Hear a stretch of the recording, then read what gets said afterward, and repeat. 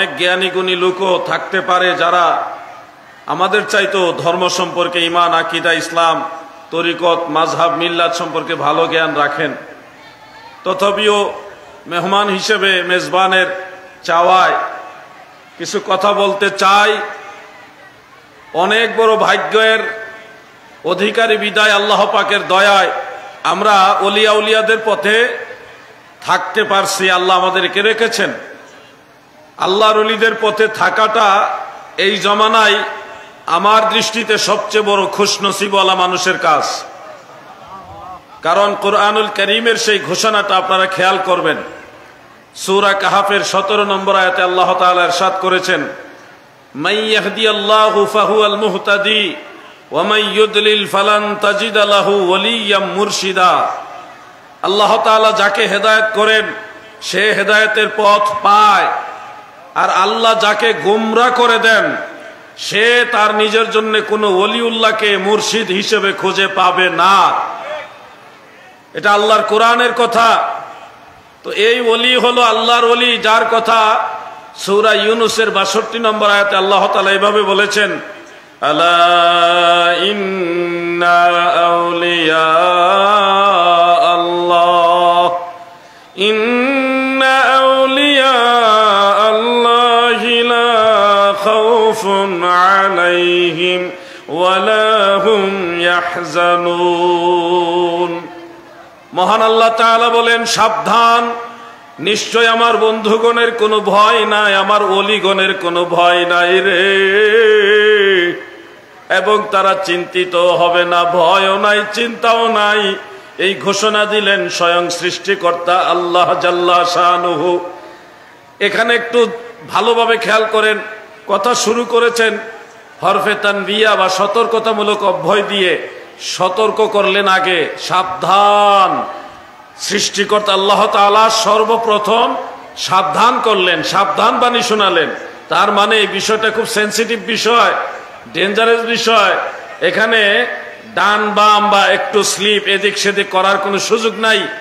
মহান আল্লাহ তাআলা এই জন্যেই সাবধান শব্দটা উচ্চারণ করে বললেন, অবশ্যই আমি আল্লাহর যারা ওলি বন্ধু তাদের কোনো ভয় নাই, চিন্তাও নাই। এই কথাগুলো আল্লাহ তাআলার নিজের কোরআনুল কারীমের কথা। ও দাদু, আল্লাহর ওলিদের সাথে যদি আপনার সম্পর্ক থাকে, আপনার আখিরাত কেমন হবে এটা বুঝার জন্য কোরআনুল কারীমের এর পরের আয়াতগুলি যদি একটু খেয়াল করেন, আল্লাযীনা আমানু ওয়া কানু ইয়াত্তাকুন। দুনিয়ার নবীর প্রেমিকারা শোনো, আমার আল্লাহ আউলিয়ায়ে কেরাম সম্পর্কে বলেন, আল্লাযীনা আমানু, যারা ঈমান এনেছে। মুমিন বলে গ্যারান্টি দিতেছে, মুমিন হওয়ার সার্টিফিকেট দিতেছে আমার আল্লাহ। কাদেরকে? আল্লাহর ওলিদেরকে। ওয়া কানু ইয়াত্তাকুন, আর তারা হলো আল্লাহকে ভয় করেনেওয়ালা, ফরহেজগার, মুত্তাকি। আমার দাদু ভাইরা রে, এর পরের আয়াতে আমার আল্লাহ তাআলা বলেন, লাহুমুল বুশরা ফিল হায়াতিদ দুনিয়া ওয়াল ফিল আখিরা। আমার আল্লাহ বলেন, দুনিয়া এবং আখিরাতে তাদের জন্য সুসংবাদ, শুভ সংবাদ। আল্লাহ যাদেরকে শুভ সংবাদ দেয় তারা নিঃসন্দেহে জান্নাতি। তারা নিঃসন্দেহে কি? জান্নাতি। তার মানে কোরআনের আয়াত অনুযায়ী যারা আল্লাহর ওলি হয়ে যায় তারা জান্নাতি। তারা কি? জান্নাতি। এই ঘোষণা আমার আল্লাহ। এখন কেউ যদি এসে বলে, কোনো পীর সাহেব দাবি করে, সে যদি বলে, বাবা আমি পীর হয়েছি, কি হয়েছে, আমি নিজে জান্নাতে যাবো কিনা গ্যারান্টি নাই, বাবা তোমরা কিন্তু নিজেদের পথ ভালো মতো যাচাই বাছাই করে নিও। তখন আমার কাছে মনে হয় ওই পীরের থেকে 1000 হাত দূরে থাকা আপনাদের জন্য নিরাপদ। কারণ সে নিজেই জানে না সে জান্নাতে যাবে কিনা। আপনাকে অবশ্যই নিজে শিওর হতে হবে যে আপনি সঠিক পথে আছেন। কেউ যদি আপনাকে প্রশ্ন করে যে আপনি কি মুসলমান, তখন আপনি শিওর হয়ে বলতে হবে অবশ্যই আমি মুসলমান। সন্দেহ রেখে মুসলমান এই কথা বলা যাবে না। হয়তো আমি মুসলমান বলা যাবে না, বলতে হবে নিঃসন্দেহে আমি মুসলমান, অবশ্যই আমি মুসলমান। এখানে আর সন্দেহ রাখা যাবে না। আপনার ঈমানের ক্ষেত্রে, মুসলমানিত্বের ক্ষেত্রে কোনো সন্দেহ রেখে আপনি মুসলমান এটা বলতে পারবেন না, নিঃসন্দেহে বলতে হবে। আর আপনি পীর সাহেব হয়ে যদি বলেন আমি জান্নাতে যাব কিনা গ্যারান্টি নাই, তাহলে তো আমার কাছে মনে হয় আপনি যে সঠিক পথে আছেন ওইটাই ঠিক নাই, ওইটারই গ্যারান্টি নাই। যারা সত্যিকারের আহলে সুন্নাত ওয়াল জামাতের অনুসরণ করে, আল্লাহ রসুলের তরিকা অনুসরণ করে, নবীর তরিকার অনুসরণ করে, হুজুর গাউসে পাকের তরিকা অনুসরণ করে, আল্লাহর ওলিদের পথে যারা আছে তারা অবশ্যই জান্নাতে যাবে। সুবহানাল্লাহ বলেন। এখানে আমরা সন্দেহ করি না। সন্দেহ করবে তারা যাদের ইমানে ভেজাল, যাদের তরিকায় সিলসিলায় ভেজাল। আমাদের ইমানে ভেজাল নাই, আমাদের তরিকায়ও ভেজাল, আমলে দুর্বলতা আছে। আমলে দুর্বলতা আছে দেখেই তো আমার দয়াল নবীর শাফাত আমরা চাই। আমলে দুর্বলতা আছে দেখেই তো ওলি আল্লাহর শাফাত চাই। কিন্তু ইমানে দুর্বলতা, আমরা যেই পথে আছি, আপনারা বলেন এই পথ মানে আহলে সুন্নাত ওয়াল জামাত, এটা হক না বাতিল? পিছনে বাইরে কি আপনি রাগ করছেন আমার সাথে নাকি? আমরা যে আহলে সুন্নাত ওয়াল জামাতে আছি এটা হক না বাতিল? এই ব্যাপারে কারো কোনো সন্দেহ আছে? তাহলে অবশ্যই আপনাকে বলতে হবে আহলে সুন্নাত ওয়াল জামাতের অনুসারী আমরা অবশ্যই জান্নাতে যাব, সন্দেহ রাখবো না। ঠিক গেলে দেখবো না, দেখার মানুষ আমাদের আছে। দয়াল নবীজি বলেছেন, عن جابر بن عبد الله رضي الله تعالى عنه قال قال رسول الله صلى الله عليه وسلم شفاعتي لأهل الكبائر من أمتي। হযরতে জাবের ইবনে আব্দুল্লাহ রাদিয়াল্লাহু তাআলা আনহু থেকে বর্ণিত, আমার দয়াল নবী বলেন, উম্মতেরা রে, ও আমার গুনাহগার উম্মতেরা, ভয় পায়ো না। আমি রাসূলুল্লাহর শাফাত যারা বড় বড় গুনাহগার তাদের জন্য, আমার গুনাহগার উম্মত যদি গুনার মামলায় জড়ায়া যায়, গুনার মামলায় যদি আমার গুনাহগার উম্মত আটকায়া যায়, আমি রাহমাতুল লিল আলামিন নবী মহান আল্লাহ তাআলার দরবারে সুপারিশ করে করে গুনাহগারদেরকে জান্নাতে নিয়ে যাব।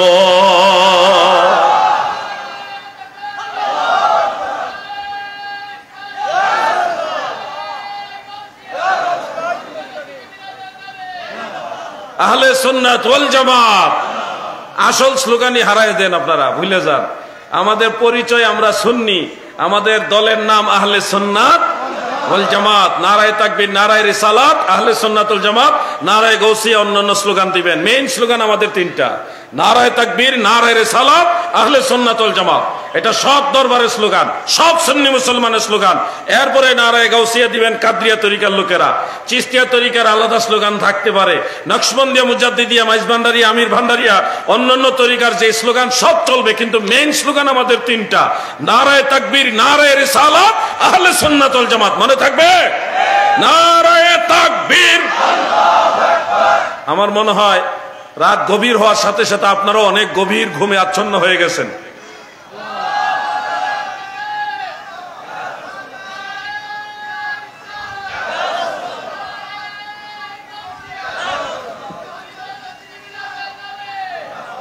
কাজী নজরুল ইসলাম বলেন, কাজী নজরুল ইসলাম বলেন, গুনাহগার ভয় নাহি আর মাফি নিবার, আজকে মহাদিন এসেছেন সেই মুহাম্মদ মুস্তাফা,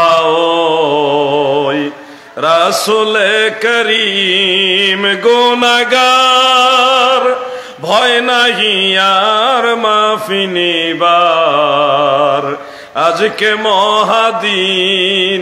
কাজী নজরুল ইসলাম মিলাদুন নবী সাল্লাল্লাহু আলাইহি সাল্লাম উপলক্ষে এই গজলটা লিখছেন।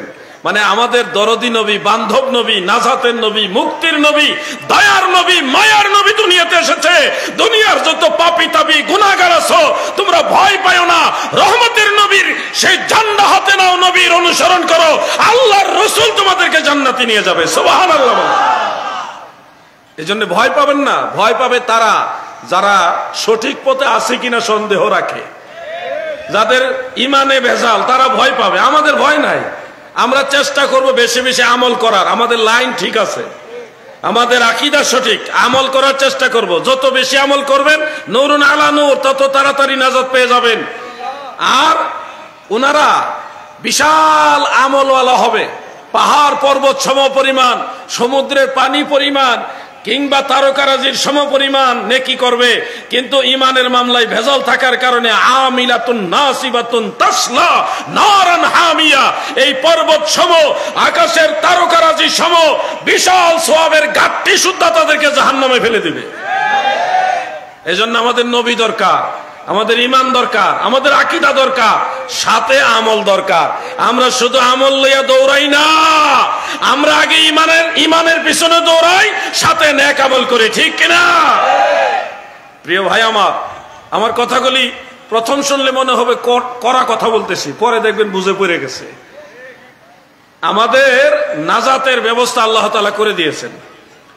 আপনি এখানে 1 ঘন্টা বসে থাকা কতটুকু নেকি পাবেন? সারা রাত দাঁড়ায় নফল নামাজ পড়লে, তাহাজ্জুদ নামাজ পড়লে, সারা রাত তাহাজ্জুদ নামাজ পড়লে যে সওয়াব, আপনি এখানে 1 ঘন্টা বসে যদি কোরআন হাদিসের কথা শুনেন, এর চেয়ে বেশি সওয়াব।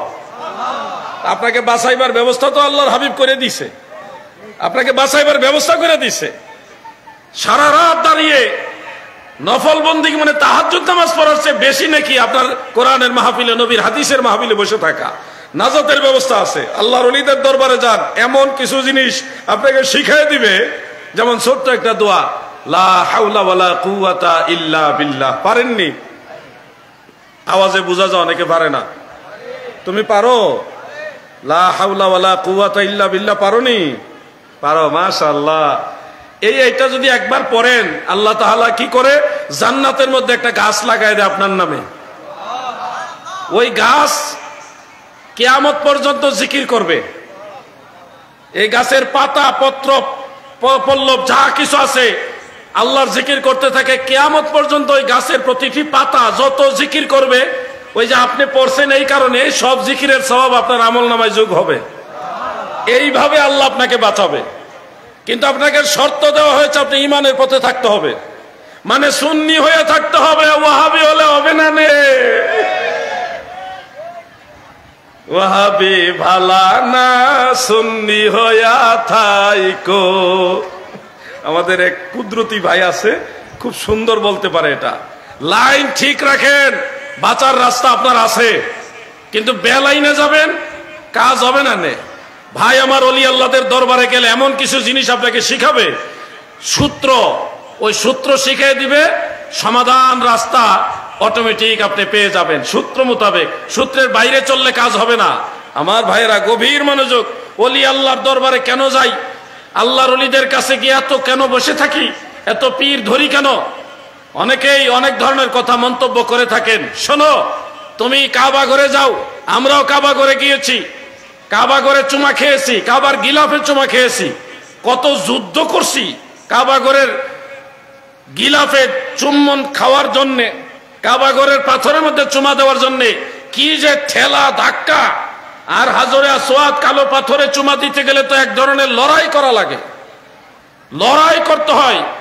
এমনকি ঘন্টার পর ঘন্টা সেখানে ধাক্কা ধাক্কি কইরা তারপরে ওই পাথরে চুমা দিতে হয়, হাজরে আসওয়াদ পাথরে। আমি বলতে চাই, চট্টগ্রামের নবীর প্রেমিকেরা গো,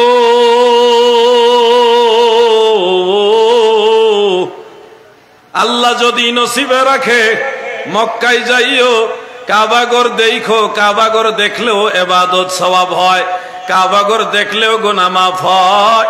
কাবাগরে চুমা দেওয়া নিঃসন্দেহে অতি উত্তম কাজ। হাজরে আসওয়াদে চুমা দিলে গুনাহ মাফ। সবগুলি সব জায়গায় স্থানে সম্মানিত। কিন্তু তুমি জানো নি, এই কাবাগরের চাইতে একজন আল্লাহর ওলি পীরে কামেলের মর্যাদা আমার আল্লাহর কাছে আরো বেশি। গায়ের জোরে বলি নাই গো, গায়ের জোরে বলি নাই, হাদিসের জোরে, দলিলের জোরে বলছি। ইমাম আবুল কাসেম সুলাইমান আত-তাবারানী রাহমাতুল্লাহ আলাইহি মুআজামুল কবির এবং মুআজামুল আওসাতের মধ্যে হযরতে আব্দুল্লাহ ইবনে আব্বাস রাদিয়াল্লাহু আনহুমা থেকে হাদিস বর্ণনা করেছেন। সিহা সিত্তার অন্যতম কিতাব জামিউ তিরমিজির মধ্যে হযরতে আব্দুল্লাহ ইবনে উমর রাদিয়াল্লাহু আনহুমা থেকেও হাদিসটা মাওকুফ রূপে এবং হযরতে আবু বারজা আল আসলামী রাদিয়াল্লাহু আনহু থেকে মারফু রূপে হাদিসটা তিরমিজিতে উল্লেখ রয়েছে। আল্লাহর নবী কাবা ঘরের দিকে তাকাইলেন। অন্য রাওয়ায়াত আছে নজর ইবনে উমর ইয়াওমান ইলাল বাইতি আও ইলাল কাবাতি, কাবা ঘরের দিকে নবীর সাহাবী আব্দুল্লাহ ইবনে উমর তাকাইলেন। আরেকটা রাওয়ায়াত আছে আমার দয়াল নবী কাবা ঘরের দিকে তাকায়া বলেন মা আযামাকু আমা আযামাকি হুরমাতান ইনদাল্লাহি ওয়াল মুমিনু আযামু হুরমাতান ইনদাল্লাহি মিনকি। সুবহানাল্লাহ বলেন। আমার দয়াল নবী বলেন বাইতুল্লাহ কাবা ঘর গো,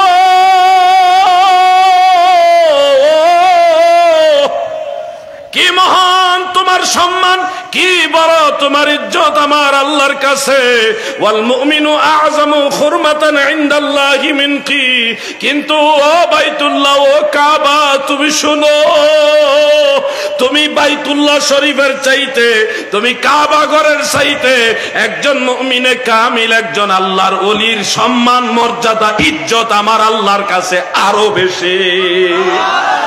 এই জন্যে কামেল মুকাম্মেল মুর্শিদের কাছে যাইও, তাদের চেহারার দিকে তাকাইও। এই জমিনে আমার দয়াল নবীর হাদিস দ্বারা প্রমাণিত এই জমিনে 5টা জিনিসের দিকে তাকাইলেই ইবাদত হয়। একটা তো বলে দিলাম, কাবা ঘরের দিকে তাকাইলে ইবাদত। আর দ্বিতীয়টা হলো কোরআন শরীফের দিকে, কালামুল্লাহ শরীফের দিকে তাকাইলে ইবাদত। তৃতীয়টা হলো মা জননীর চেহারার দিকে তাকাইলে ইবাদত। বরং ইমাম বাইহাকি রাহমাতুল্লাহ আলাইহি শুআবুল ঈমানের মধ্যে হযরত ইবনে আব্বাস রাদিয়াল্লাহু আনহুমা থেকে মারফু সূত্রে বর্ণনা করেন, আল্লাহর নবী বলেন মায়ের চেহারার দিকে সন্তান যদি মায়ার নজরে তাকায়, আমার আল্লাহ একটা বড় হজের সওয়াব দান করে।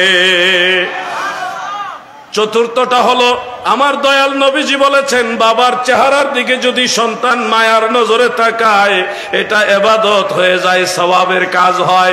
5 নম্বর হলো মুমিনে কামিল যারা গো, আল্লাহর ওলি যারা, তাদের চেহারার দিকে তাকাইলেও আমার আল্লাহর নবী বলেন এটা ইবাদত হয়ে যায়। কামেল মুকাম্মেল মুর্শিদের দরবারে যাইও, তাদের সোহবতে বইসো। এমন একদিন আসবে আল্লাহর ওলির সোহবতে বসার কারণে এই যে ঘন ঘন আসা যাওয়া করছেন, ওনার কাছে বসছেন, ওনার 2টা কথা শুনছেন, 2টা কথা মানার চেষ্টা করছেন, আসা যাওয়া, সম্পর্ক, সোহবত, এটার কারণে হাসরের ময়দানে প্রথম ধাক্কায় ওনার সাথে আল্লাহ তাআলা জান্নাত নসিব করে দিবেন। একজন সাধারণ মুমিন, সাধারণ মুমিন, ওলি আল্লাহ তো অনেক ঊর্ধ্বের কথা, একজন সাধারণ মুমিন, তাকে আল্লাহ তাআলা বলবে তুমি একা একা জান্নাতে যাইও না, যে কোনো একজন তোমার মহব্বতের গুনাহগার মুমিন যে ভাই আছে তোমার, তাকে সাথে নিয়ে যাও। আপনাকে বলবে সাধারণ মুমিন যারা, তাদেরকে বলবে একা যাইও না, একজন লইয়া যাও। তো একজন সাধারণ মুমিনদেরকে আল্লাহ তাআলা যদি এই সম্মান দেয়, আল্লাহর ওলিদেরকে কতটুকু দিবে। ইউকালু লিল আলিমে, হক্কানি রব্বানি মুত্তাকি আলিম যারা, আল্লাহর ওলি যারা, পীর ও মুর্শিদ যারা, তাদেরকে ইউকালু, তাদেরকে বলা হবে, হাসরের ময়দানে বলা হবে ইশফা, সুপারিশ করো, শাফাআত করো, তালামিজিকা, তোমার ছাত্রদের মধ্য হতে যারা গুনাহর কারণে আটকে গেছে, আমি আল্লাহর আদালতে যারা আসামি হয়ে গেছে, তাদেরকে সুপারিশ করো, যদিও তাদের সংখ্যা আসমানের তারার সমানও হয়। সুবহানাল্লাহ। এইভাবে আল্লাহ তাদেরকে সম্মান দিবে। এই জন্য ওলি আল্লাহদের সোহবতে যাবেন। যারা ভিন্ন ঘরানার লোক, তারা ওলিয়া মানবে না, তাদেরকে সম্মান দিবে না। পীর মুর্শিদ মানতে চাইবে না, তাদেরকে সম্মান দেওয়া তারও পরের কথা। কারণ কি জানেননি, ওই ধরনের লোকগুলি তো স্বয়ং আল্লাহর নবীকেই তাদের মতো মানুষ মনে করে। যারা রাহমাতুল্লিল আলামিনকে তাদের মতোই সাধারণ মনে করে, তারা পীর মাশায়েখদেরকে সম্মান দিবে, এটা তো কোনোদিন আশা করা যায় না। কথা বুঝতেছেন না আপনারা? যারা সাইয়্যিদুল মুরসালিন, যিনি সমস্ত রাসূলদের সরদার, ওনাকেই সাধারণ মানুষ মনে করে, তারা পীর মাশায়েখকে সম্মান করবে, এই আশাই দুরাশা মাত্র। এদের কাছে আশা করবেন না। ইজ্জত সম্মান যেখানে যাকে করা দরকার সেটা করতে হবে। কষ্ট হইতাছে না আপনারা? কষ্ট হইতেছে? তাহলে আপনাদের একটু ব্যাটারি একটু চার্জ দেওয়া লাগবে, ব্যাটারি চার্জ দেওয়া লাগবে। সামনে পিছনে সবাই মিলে আসেন একটু জিকির করি, লা ইলাহা ইল্লাল্লাহ। জেনারেটর অফ হয়ে যেতেছে মনে হয়।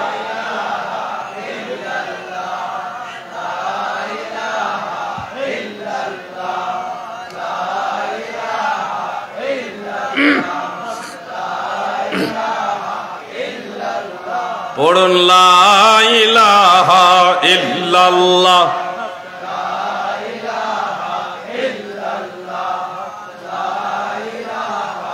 ইল্লাল্লাহ লা ইলাহা হক লা ইলাহা মুহাম্মদ রাসূলুল্লাহ হাসবি রাব্বি জাল্লাল্লাহ মা ফি কলবি। পড়ুন নূর মুহাম্মদ মাশাআল্লাহ, লা ইলাহা ইল্লাল্লাহ। চা বিক্রেতা ভাই, চাওয়ালা ভাই, আপনার চা বিক্রি করলে মাহফিলে আলোচনা ডিস্টার্ব হয়, আপনি সাইডে গিয়ে বিক্রি করেন। লা ইলাহা ইল্লাল্লাহ, লা ইলাহা ইল্লাল্লাহ, লা ইলাহা ইল্লাল্লাহু মুহাম্মাদুর রাসূলুল্লাহ সাল্লাল্লাহু আলাইহি ওয়া আলিহি ওয়াসাল্লাম। আমার দাদু ভাইয়েরা গো, যাকে যেখানে ইজ্জত করার দরকার ওইখানে ইজ্জত করতে হবে, সম্মান দিতে হবে। আমরা শুধু মনে করি নামাজ পড়াটাই ইবাদত, রোজা রাখাটাই ইবাদত, আমরা শুধু মনে করি তাসবিহ পড়াটাই ইবাদত, কিন্তু ইবাদত আরো যে কি রকম আছে, কত রকম আছে, এটা আমাদের অনেকের জানা নাই। কুরআনুল কারীমের মধ্যে আমার আল্লাহ তাআলা বলেছেন, ওয়ালিল্লাহিল ইজ্জাতু ওয়া লিরাসূলিহি ওয়া লিল মুমিনিনা ওয়ালাকিন্নাল মুনাফিকিনা লা ইয়ালামুন। ইজ্জত আমার আল্লাহর জন্য, ইজ্জত মদিনাওয়ালার জন্য, ইজ্জত মুমিন বান্দাদের জন্য, কিন্তু মুনাফিকরা সেই ইজ্জত বুঝে না। এটা কোরআনের আয়াত, সূরা মুনাফিকুনের 8 নম্বর আয়াত। আল্লাহ তাআলাকে ইজ্জত করা এটা হলো ইবাদত, আমার নবীকে ইজ্জত করা এটা হলো ইবাদত, মুমিন বান্দাদেরকে ইজ্জত করা এটাও ইবাদত। শুধু নামাজ, রোজা, তাসবিহ এগুলি ইবাদত না, মানুষকে, মুমিন বান্দাদেরকে সম্মান করা, ইজ্জত করা এটাও ইবাদত। আল্লাহর নির্দেশ মান্য করে ইবাদত। এজন্য পীর মুর্শিদকে যারা সম্মান করে কোরআনের আয়াত অনুযায়ী এটাও ইবাদত। আমি ইরাকে কয়েকদিন আগে সফর করে দেখেছি, বেশ কয়েকজন নবীর রসুলের মাজার জিয়ারত করেছি। হযরত ইউনূস আলাইহিস সালামের মাজার জিয়ারত করেছি, হযরত আইয়ুব আলাইহিস সালামের মাজার জিয়ারত করেছি, হযরত শীস আলাইহিস সালামের মাজার জিয়ারত করেছি, এবং হযরত ইব্রাহিম আলাইহিস সালাম আমাদের জাতির পিতা, ওনার বাড়িতে গেছি। উনি যেখানে বসবাস করতেন, যেখানে ওনার ঘর ছিল, ওখানে আমি গিয়ে আসছি। আমি দেখেছি শেরে খুদা মাওলা আলী রাদিয়াল্লাহু আনহুর যে দরবার ইরাকের নাজাফে, এবং জান্নাতের যুবকদের সরদার হযরত ইমাম হুসাইন রাদিয়াল্লাহু আনহুর মাজার শরীফ হলো কারবালায়। এছাড়া হযরতে সালমান ফারসি রাদিয়াল্লাহু আনহু, হযরত হুযাইফা ইবনে ইয়ামান রাদিয়াল্লাহু আনহু, হযরতে মুসলিম বিন আকিল রাদিয়াল্লাহু আনহু সহ অনেক সাহাবী, তাবেঈ, বড় বড় আউলিয়া কেরাম, হুজুর গৌসে পাকের মাজার শরীফ বাগদাদ শরীফে, ইমাম আজম আবু হানিফা রাহমাতুল্লাহ আলাইহির মাজার হলো বাগদাদ শরীফে, ইমাম আহমদ বিন হাম্বল রাহমাতুল্লাহ আলাইহির মাজার হলো বাগদাদ শরীফে, ইমাম গাজ্জালি রহমাতুল্লাহ আলাইহির মাজার হলো বাগদাদ শরীফে। এরকম অসংখ্য, বহু সংখ্যক ইমাম আউলিয়াদের মাজার জিয়ারত করেছি, এবং দেখেছি সেখানকার মুসলমানেরা জিয়ারতে গেলে দূর থেকে জুতা খুলে খালি পায়ে আল্লাহর নবী, আল্লাহর রসুল, আল্লাহর রসুলের সাহাবী যারা, আল্লাহর আউলিয়ার যারা, তাদের মাজার জিয়ারতের জন্য দূর থেকে জুতা খুলে খালি পায়ে মাজারে যায়। সুবহানাল্লাহ। একটা মাজার আমি দেখি দেখি নাই যেখানে জুতা পায়ে দিয়ে ঢুকছে। সব কয়টা মাজারে, নবীগণের মাজার, রসুলগণের মাজার, আহলে বাইতে রসুলের মাজার, আসহাবে রসুলের মাজার, বড় বড় ইমামদের মাজার, তিনাদের জিয়ারতের জন্য যখন মানুষেরা ওখানে গিয়েছে, দূর থেকে জুতা খুলে খালি পায়ে ওখানে গেছে। আমি ফিলিস্তিনও এই দৃশ্য দেখেছি। ফিলিস্তিনও অনেক নবী রাসূল এবং আউলিয়া ইকরামের মাজার আছে। জর্ডানেও দেখেছি, সেই আম্মানে, জর্ডানের রাজধানী আম্মানে দেখেছি, সিরিয়াতে দেখেছি, দামেস্কে দেখেছি। অসংখ্য নবী রাসূল, সাহাবায়ে কেরাম, আউলিয়া কেরামের মাজার জিয়ারতের সৌভাগ্য আল্লাহ আমাকে দিয়েছে। আমি দেখেছি আরব বিশ্বের মুসলমানেরা জিয়ারতের জন্য যখন সেই মাজার সমূহের মধ্যে প্রবেশ করে, দূর থেকে জুতা খুলে, সেখানে জুতা রাখার আলাদা বক্স আছে, বক্সের মধ্যে আমানত রেখে তারপর ওনারা খালি পায়ে জিয়ারতে যায়। আমাদের বাংলাদেশে হযরতে শাহজালাল ইয়ামানি মুজাররদি রাহমাতুল্লাহ আলাইহির মাজারও নিচ থেকে মানুষ জুতা খুলে খালি পায়ে জিয়ারতে যায়। হযরত শাহপুরান রাহমাতুল্লাহ আলাইহি সহ অনেক আউলিয়া কেরামের মাজারে খালি পায়ে জিয়ারত করে। কিন্তু কিছু সংখ্যক মানুষ বাংলাদেশে যারা না বুঝে আকীদা, না বুঝে ইসলাম, না বুঝে তাজিম তাকরীম, না চিনে নবীর সম্মান, না বুঝে ওলি আল্লাহর ইজ্জত সম্মান, এই ধরনের কিছু গুস্তাখ টাইপের লোক মাজারে খালি পায়ে গেলে বিভিন্ন ধরনের ফতোয়া সাপ্লাই দেয়।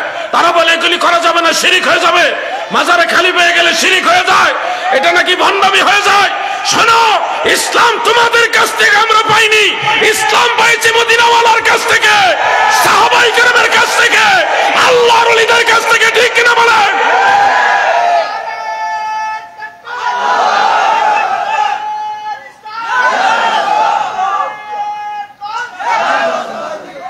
যারা আজকে মাজার ভাঙতেছেন, ওলি আল্লাহর বিরুদ্ধে কথা বলছেন, আমরা দেখেছি তারা তাদের নিজের শিক্ষক যারা, উস্তাদ যারা, যাদের কাছ থেকে লেখাপড়া করেছে, সেই উস্তাদদেরকে পর্যন্ত জুতার মালা পরিয়েছে, বেইজ্জতি করেছে, অসম্মান করেছে। এরা কখনো মেধাবী হতে পারে না, এগুলি জাতীয় গাধা। যারা তাদের উস্তাদকে সম্মান করতে জানে না, এরা কিসের মেধাবী? যারা নিজের উস্তাদকে সম্মান করে না, তারা কখনো ওলি আল্লাহকে সম্মান করবে না। এবং তারা খবর নিয়ে দেখবেন, এই সমস্ত সন্তান যারা উস্তাদের গলায় জুতার মালা পরিয়েছে, যার কাছে ক্লাসে লেখাপড়া করেছে, যিনি তাকে পড়াইছে, তাকে জুতার মালা পরিয়েছে, এই সন্তান কোশ্চিন কালেও তার মা বাবার প্রতি শ্রদ্ধাশীল হতে পারে না। আদব যার মধ্যে নাই, তার দুনিয়া আখিরাত বরবাদ। আদব যার মধ্যে থাকবে না, সে কোশ্চিন কালেও সফল কাম হবে না। আমার আল্লাহ বলেছেন, ইজ্জত ওয়ালিল্লাহিল ইজ্জাতু ওয়ালিরাসূলিহি ওয়ালিল মুমিনিনা ওয়ালাকিন্নাল মুনাফিকিনা লা ইয়ালামুন। ইজ্জত যারা বোঝে না গো,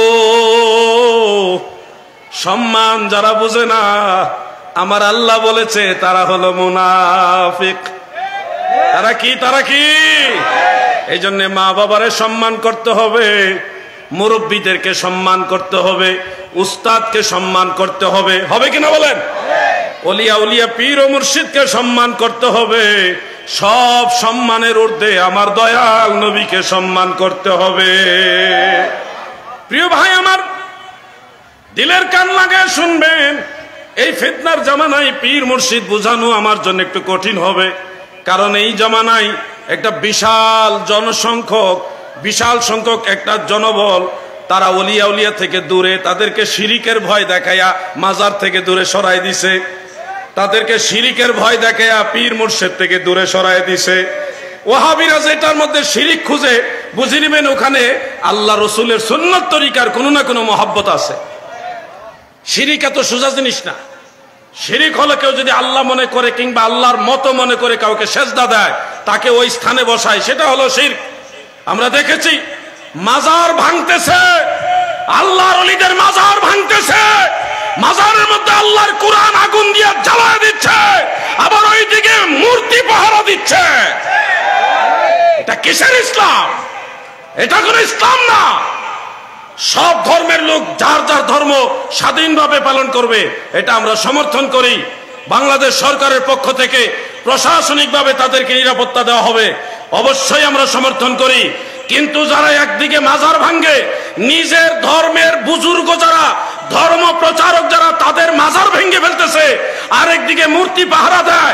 এটা আসলে পাহারা না, এটা ভোটের জন্য, ক্ষমতা পাওয়ার জন্য। এরা সুযোগ পাইলে কোন ধর্মের মূর্তি রাখবে না, সব ধর্মের মানুষকে হত্যা করবে, ঠিক কিনা বলেন? সুযোগ সন্ধানী, ক্ষমতার জন্য, অন্য কিছু না। মাজার ভাঙ্গে বলে শিরিকের আড্ডা, ওখানে শিরিক হয়। তাহলে মূর্তি যেখানে রাখা হয় ওখানে ইবাদত হয়? অনেকগুলি কোরআন শরীফ আগুন দিয়ে জ্বালাই দিচ্ছে, অনেকগুলো, প্রায় 15-20টা কোরআন শরীফ জ্বালাই দিচ্ছে। আমি পিকচার পাইলাম, ছবি পাইলাম, কোরআন শরীফ আগুন দিয়ে জ্বালাই দিচ্ছে। কোথায়? ওই যে মাজারে জিয়ারত করতে গিয়ে অনেকে কোরআন শরীফ পড়ে না, এই কোরআন শরীফ সহ মাজার জ্বালাই দিচ্ছে। কোরআন শরীফ তাদের কাছে নিরাপদ না। এই জন্য বলি সচেতন হতে হবে। আমার কথা একটু করা, সত্য কথা বললে একটু বিষ লাগবে, কিন্তু পরে দেখবেন এইটাই ঠিক। আমরা ওলি আল্লাহ মানি কিনা? সবাই বলেন ওলি আল্লাহ মানি কিনা? খুব মনোযোগ। একটা লোক সিলেট শাহপরান রহমাতুল্লাহ আলাইহির মাজারে পাগল, লম্বা লম্বা চুল রাখছে, জানি না তার আমল আখলাক কিরকম। তাকে এমন ভাবে হত্যা করেছে, মাজারের ভিতরে মেরে ফেলছে। মানুষ মারা কি কোনো ধর্মের মধ্যে পড়ে? এরপরে হসপিটালে নিছে, হসপিটালে নেওয়ার পরে প্রশাসনের নিয়ন্ত্রণে তার গার্জিয়ান খোঁজা হচ্ছে লাশটা নেওয়ার জন্য, লাশ হস্তান্তর করার জন্য গার্জিয়ান খুঁজতেছে। কয়েকদিন হয়ে গেছে, তার লাশ কে নিবে? তার বাবাকে, তার ভাইকে, কোনো আত্মীয় স্বজন পাওয়া যাইতেছে না। এই মানুষটা এমন একজন অসহায় মানুষ ছিল যে দুনিয়াতে তার কেউ নাই, সে মারা গেছে, তার লাশটা নেওয়ারও কেউ নাই। এই ধরনের কিছু পাগল ওলি আল্লাহদের দরবারে পড়ে থাকে, গায়ে কোনো ভালো কাপড়ও থাকে না, ওই সালা বস্তা পুরাতন কাপড় এগুলি পরে বসে থাকে, আল্লাহ বিল্লাহ করে যদ্দুর পারে আমল করে, নাইলে অনেক ভুলও করে। এরা হলো এক জাতের, এক সিস্টেমের মানুষ। ওই মাজারে কেউ সিন্নি দিলে, তবরক দিলে, খিচুড়ি দিলে ওইটা খায়া খায়া মাজারে পড়ে থাকে, আল্লাহ বিল্লাহ করে। তাদের মধ্যে অনেক ভুল ত্রুটি আছে, থাকতে পারে। আমাদের দায়িত্ব সেই ভুলগুলি সংশোধন করে দেওয়া, দিনের আলোতে তাদেরকে আলোকিত করা, না করে তাদেরকে মেরেই ফেলল। মেরে ফেলাতে কি হলো? তার লাশ নেওয়ার দুনিয়াতে কেউ নাই। এই মানুষগুলি এমন অসহায়, যাদের কোনো গার্জিয়ান দুনিয়াতে নাই, সেই মানুষগুলি যাদের কাছে নিরাপদ না, এরা কখনো ইসলামের সঠিক পথের লোক হতে পারে। প্রিয় ভাই আমার, মাজার জিয়ারতে আমরা কি করি? আমরা গিয়ে কি মাজারওয়ালাকে আল্লাহ মনে করি? আপনারা তো এখানে যারা আছেন সবাই তরিকাপন্থী, আমার বিশ্বাস। হয়তো 2-4 জন থাকতে পারেন তরিকার বাইরে। আপনারা বলেন, কোন পীর সাহেবকে আপনারা কি আল্লাহ মনে করেন? আওয়াজ দিয়ে বলেন, আল্লাহ মনে করেন? আমরা কি মনে করি? আল্লাহর ওলি, আল্লাহর ওলি। যখন মুনাজাত করি অথবা মাজারের কাছে গিয়ে যখন দোয়া করি, তখন আমরা বলি, হে আল্লাহ, আপনার ওলির কাছে আসছি। আল্লাহ গো, আমার ছেলে হয় না, মেয়ে হয় না, আল্লাহ আমার বিপদ কাটতেছে না, মিথ্যা মামলা পড়ছি, আল্লাহ অনেক বড় রোগে পড়ে গেছি, ছেলে ভালো নয়, বিদেশে ছেলে অসুবিধার মধ্যে আছে, ভাই অসুবিধাতে আছে। এই নালিশগুলি আল্লাহর ওলির মাজারের কাছে দাঁড়ায় দাঁড়ায় বলেন, হে আল্লাহ, আমি তো অযোগ্য, আমার দোয়া কবুল হওয়ার যোগ্যতা নাই, তোমার ওলির কাছে আসছি, তোমার ওলির খাতিরে আমার দোয়া কবুল করো। এটাই তো আপনাদের চাওয়া, তাই না?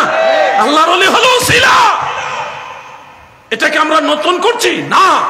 ইমাম আবু হানিফা রাহমাতুল্লাহ আলাইহির মাজারের কাছে যাইয়া, ফিলিস্তিন থেকে সফর করে ইমাম শাফিঈ রাহমাতুল্লাহ আলাইহি সেই বাগদাদে ইমাম আবু হানিফার মাজারের কাছে যায় দোয়া করতে, ওনার উসিলা দিয়া।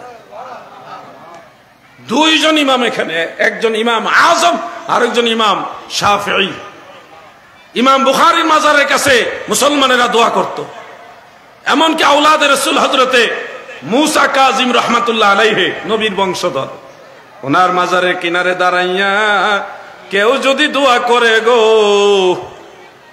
ইমাম শাফিঈ রাহমাতুল্লাহ আলাইহি বলেছেন, হযরতে মুসা কাজিম রাহমাতুল্লাহ আলাইহি আওলাদে রাসূল, নবীর বংশধর, ওনার মাজারের কাছে দাঁড়াইয়া যেই দোয়া করে, ওই নেক দোয়া আমার আল্লাহ নিশ্চিত কবুল করে না। আরেকজন আল্লাহর ওলি আছে ইরাকের রাজধানী বাগদাদে, হযরতে মারুফ কারখি রাহমাতুল্লাহ আলাইহি। তিনার সম্পর্কে ইমাম আহমদ বিন হাম্বল রহমাতুল্লাহ আলাইহি বলেছেন, হযরতে মারুফ কারখি রহমাতুল্লাহ আলাইহির মাজারের কাছে দাঁড়াইয়া দোয়া, যা দোয়া করছি তাই আমার আল্লাহ কবুল করেছে, সুবহানাল্লাহ। এই জন্য হাফিজুল হাদিস ইমাম যাহাবী রাহমাতুল্লাহ আলাইহি সিয়ারু আলামিন নুবালার মধ্যে উল্লেখ করেছেন, তারিখুল ইসলাম সহ অন্যান্য কিতাবে উল্লেখ রয়েছে যে কোন মুসলমান যদি কোন আল্লাহর নবী কিংবা সাহাবাই কারাম, সালিহিন, সিদ্দিকিন অথবা শুহাদাই কারাম তিনাদের মাজারের পাশে দাঁড়ায় দোয়া করে, আদ-দুআউ মুস্তাজাবুন ইনদা কুবুরিল আমবিয়া ওয়াল আউলিয়া ওয়াশ শুহাদা ওয়াস সালিহিন, বিভিন্ন আলফাজ উল্লেখ রয়েছে। নবী রাসূলদের মাজারের পাশে দাঁড়াইয়া, নবীর আওলাদদের মাজারে দাঁড়াইয়া, নবীর সাহাবীদের মাজারের কিনারে দাঁড়াইয়া, আল্লাহর ওলির মাজারের কিনারে দাঁড়াইয়া যদি দোয়া করে গো, ওই দোয়া করার সাথে সাথে আল্লাহর ওলির খাতিরে আমার আল্লাহ কবুল কইরা নেয়। এটা নতুন নয় যে এটা আমির বান্দার দরবার শরীফ থেকে চালু করছে কিংবা অমুক দরবার থেকে চালু করছে, এটা নতুন নয়। যারা ইসলামের ইতিহাস সম্পর্কে জানে না, যারা আমাদের সালফে সালিহিন সম্পর্কে জানে না, তারাই ওলি আল্লাহ বিরোধী হয়, তারাই মাজার বিদ্বেষী হয়। এরা কখনো মদিনাওয়ালার ইসলামের লোক না, এরা নজদের দালাল।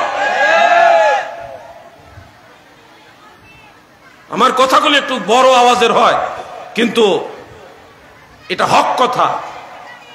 অনেকে বলে হুজুর আস্তে কথা বললে ভালো হয় না, আবার বাণীও শোনায় যে বজ্রপাতে ফুল ফুটে না। আমি আবার পাল্টা বলি, তুলার ছোঁয়া দিয়ে যা হয়, তুলার ছোঁয়া, তুলা নরম জিনিসের ছোঁয়া দিয়ে আপনি যেটা করতে পারবেন, বজ্রপাত অনেক সময় বজ্রপাত দিয়ে যেটা করা যায় ওইটা তুলার ছোঁয়া দিয়ে করা যায় না। যেখানে নরম দরকার সেখানে নরম লাগবে, সেখানে বজ্রপাত দরকার ওখানে বজ্রপাত লাগবে। যেখানে যেটা প্রয়োজন সেটা করতে হবে। সব জায়গায় ভাইয়া আসুন আমরা জিহাদে যাই, এইভাবে বললে জিহাদের তেজ আসবে? সব জায়গায় নরম না, আবার সব জায়গায় গরম না।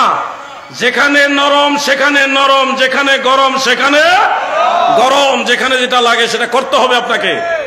যুদ্ধের ময়দানে তরবারি আর ঢাল তরোয়াল দিয়ে দাঁড়ায় যদি বলেন, হে আমার শত্রুরা আসো যুদ্ধ করি, এটা কি যুদ্ধের নমুনা হবে? প্রতিপক্ষ বলবে এটা বলদ। এটা কি বলদ? এটা দেহ দৌড়ানি। তরবারি উপরে গেলে দৌড়ানি দিলে আপনাদের খুঁজে পাওয়া যাবে না, কারণ আপনি নরম। সব জায়গায় নরম হলে হবে না, সিংহের গর্জন দিতে হবে যেখানে প্রয়োজন। আল্লাহর ওলিদের জিয়ারত যারা পছন্দ করে না, ঠেলাত পড়লে আমরা জিয়ারত মানি, মাজারে ভণ্ডামি হয়। কি ভণ্ডামি হয়? মাজারে লম্বা লম্বা চুল আলা লোক যায়, অথচ লম্বা চুল রাখা হলো সুন্নত। লম্বা চুল রাখা কি সুন্নত? আর এরা হলো চুল কামায়, মাথা বেল করে ফেলে। চুল কামানি হলো খারিজিদের আলামত, আর লম্বা চুল রাখা হলো সুন্নত। আমি বানায় বলছি না, সহিহ হাদিসের কথা, বুখারী শরীফের কথা। এটা কানের লতি কিংবা কাঁধ শুয়ে শুয়ে যে এরকম লম্বা চুল রাখা হলো সুন্নত, সুন্নতের চুল। যেই লোক মাথার চুল কামাইতেছে খারিজিদের মতো সাদৃশ্য রেখে বিনা কারণে চুল কামায়, সে বলতেছে লম্বা চুল আলারা বাজারে থাকে, এরা ভণ্ড।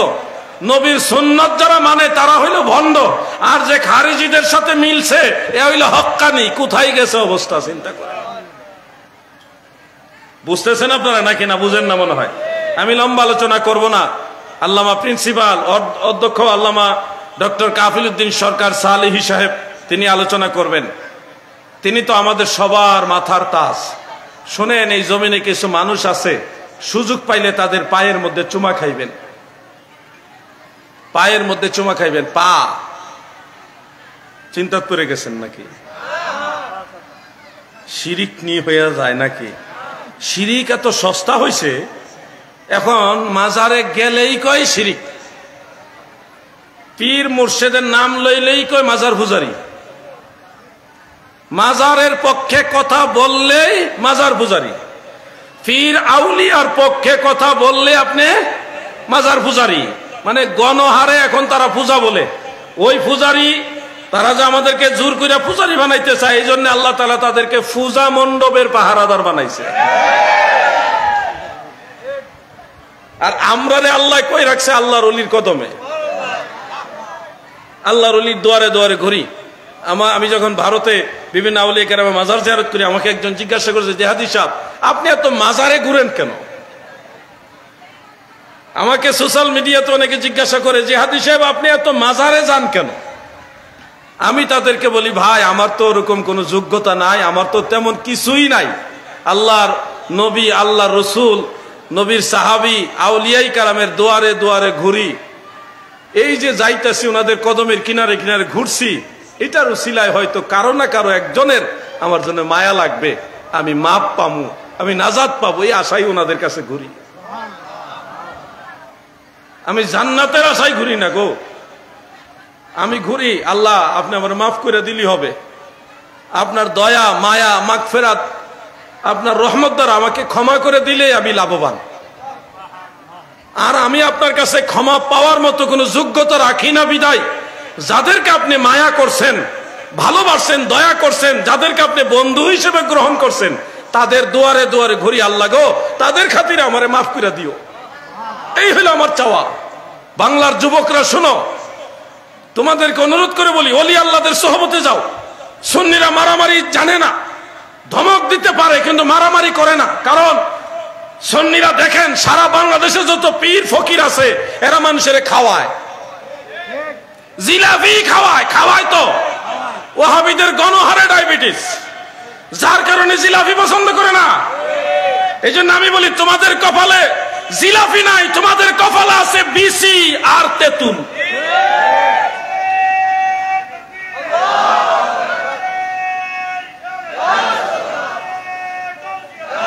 বিসি খাওয়া জায়েজ বানাইছে, চিন্তা করছেন? বিসি খাওয়া জায়েজ বানাইছে এই ওয়াহাবির হুজুররা। এরা আজকে একটা ভিডিও দেখলাম, এরা মদ খায়া নামাজ পড়া জায়েজ বানাইছে। প্রশ্ন করছে যে কেউ যদি মদ পান করে ওই অবস্থায় নামাজ পড়ে তার নামাজ হবে না? সে বলতেছে মদ খাইয়া নামাজ পড়লে নামাজ হবে। কই যাইবেন আপনি কোন? কিয়ামতের ডাইরেক্ট আলামত, ইনডাইরেক্ট আলামতের ডাইরেক্ট সে নিজেই কিয়ামতের আলামত। মদ খাইয়া নামাজ পড়া জায়েজ বানাইছে। আরেকজনে কয় গরুর সেনা, গরুর পেশাব পুরা চাদর ভিজাই এটা গায়ে দিয়ে নামাজ পড়লে অসুবিধা হবে না। কত বড় খাটাস এগুলো! এদের উপর আর কোন খাটাস আছে? শয়তানও তাদেরকে ডরায়। শয়তানও তো কোনো দলিল আমি পাই নাই। শয়তানে গরুর পেশাবের চাদর গায়ে দিয়ে ঘুরছে, আমি কোনো পাই না। এরা গরুর সেনা, গরুর পেশাব দিয়া চাদর ভিজায় নামাজ পড়া জায়েজ বলে। এই কত নম্বরের খবিস! আমি মাঝে মধ্যে চিন্তা করি তাদেরও ফলোয়ার্স আছে বাংলাদেশে, তাদেরও ফলোয়ার্স আছে। এই জন্য আমার কথা বেজার হবেন না। যদি বাঁচতে হয় তাহলে মদিনাওয়ালার কদম মোবারক জড়ায় ধরো। বিকল্প কোন রাস্তা নাই, জান্নাতে যাওয়ার একটাই রাস্তা, সেটার নাম আহলে সুন্নাতুল জামাত। ঠিক কিনা বলে? সুন্নি মুসলমান, সুন্নি মুসলমান হরে সাবধান, ওহাবি খারিজির দলে লুটিল ঈমান। ও পুলিশ ভাইরা আওয়াজ শুনেন। আগে আপনাদেরকে ঘৃণা করতাম, সবাইরে না, বেশিরভাগ ঘৃণা করতাম, কিছু মানুষকে ভালোবাসতাম। আর এখন সবাইরে ভালোবাসি, কারণ এখন দেখতেছি পুলিশ কিভাবে দেশটারে আগলায় রাখছিল। দোষে গুণই তো মানুষ। পুলিশ প্রশাসন, অন্যান্য প্রশাসন কিভাবে আমাদের দেশটাকে আগলায় রাখছিল। রাতের বেলা যেদিকে যে রুটে মন চাই দিকে দৌড়ে গেছি, গিয়ে দিকে হাওরের মাঝখানে পুলিশে গাড়ি, শীতে কনকন, ওরে কুয়াশা, ঠান্ডার মধ্যে বউ বাচ্চা স্ত্রী সংসার পরিজন সব ফালায় ওখানে বসে বসে বন্দুক একটা লইয়া কতক্ষণ ঘুমাইতেছে, কতক্ষণ তাকাইতেছে, মানে রাস্তায় যেন চুরি ডাকাতি না হয়। আর এখন পুলিশ পাই না। পুলিশ পাইবেন কই? থানা সুদ্ধা চালাই দিতেছে, পুলিশ রে যেখানে ভানে মারতেছে। এই জন্য পুলিশকে যা তোরা সামলা, আমরা 8 ঘন্টা ডিউটি, 8 ঘন্টা ডিউটি করে জায়গা লাগে, জ্যাম ছুটাইন কেউ নাই, সব যে যেমনে ভাড়া এমনি গাড়ি ভাড়াইতেছে আর জ্যাম লাগতেছে। পুলিশকে আমরা এত ঠেয়া লাগছে না, আমরা তো ডিউটি চাকরি, আমরা 8 ঘন্টা ডিউটি করে বাইরে গিয়ে ঘুমাইতেছে, আর যেখানে খুশি ওখানে চুরি হচ্ছে, ডাকাতি হচ্ছে, একেবারে লুটতরাজ, মানে যা হবার তা হচ্ছে। এখন বুঝতেছি পুলিশ কত বড় আফন। আগে অনেক পুলিশকে ঘৃণা করতাম, এখন ঘৃণা করতে মন চায় না। এখন মনে হয় তাদের আমাদের দরকার। এখন মন থেকে দোয়া করি যে আল্লাহ তাদেরকে আবার আগের পাওয়ারে নিয়ে আসো, তবে দুর্নীতির থেকে বাঁচাই রাখো, এই দোয়া করি। কি প্রশাসন দরকার আসেনি না নাই? সারাটা দেশ একটা লুটতরাজের রাজ্য হয়ে গেছে, মগের মূল্যক হয়ে গেছে, যে যারে মারতাছে মারতাছে। আমি আজকে কফি খাওয়ার জন্য একটা পাম্পে দাঁড়াইলাম, নাম বললে চিনে ফেলবেন। ওই পাম্পের একজন লোক আমাকে বলতেছে, হুজুর আমি তো তেমন কোনো রাজনীতি করি না, তবে আগের সরকারকে আমি মহব্বত করতাম, উনি ফিরা উলিয়ারে ভালোবাসত, এই কারণে আমার মোটর সাইকেল আছে, এটা ওই ওয়াহাবির দলের আজকে জোর করে নিত গোছাইছিল। এই লোকের মোটর সাইকেল জোর করে নিতে চাইছিল, তখন পাম্পের ম্যানেজার, পাম্পের যারা স্টাফেরা দইরা বাঁচাইছে। কোথায় গেছে অবস্থা? এই জন্য পুলিশ প্রশাসনের প্রতি এখন আর ঘৃণা নাই, এখন পুরোটাই ভালোবাসা, দোয়া। আর অনুরোধ রইল আপনাদেরকে, আল্লাহ যদি আবার আগের মতো সম্মানিত করেন তাহলে আপনারা দুর্নীতি করবেন না, সব দুর্নীতিবাজকে দইরা সোজা করে দিবেন। আমরা আছি আপনার লগে, টেনশন করেন না। এই দিন না, আরো দিন আছে, এই দিনে টেনে নিবে সেই দিনের কাছে। মানুষ কিন্তু অনেক পাল্টে গেছে 1 মাসের ভিতরেই, যা বোঝার বুঝ জ্বালান। আল্লাহুম্মা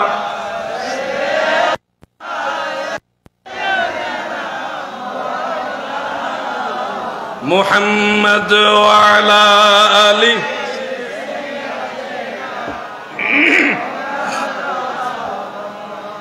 मेरा दिल फिदा हो बेज़ौक़े मोहम्मद, ना दिल से जुदा हो ये ज़ौक़े मोहम्मद। अल्लाहुम्मा मरहबा।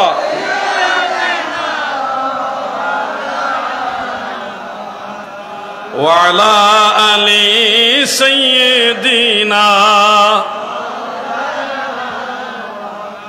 আমার দাদু ভাইরা গো, মাজার শরীফে আমরা যারা যাই, মাজার জিয়ারত করি, কি করি? ওখানে ঢুকি খালি পাই, দুইটা সালাম দেই। আল্লাহর ওলির দরবারে গেলে সালাম দেই, এমনিতে যে কোনো কবরে গেলে সালাম দেননি আপনারা?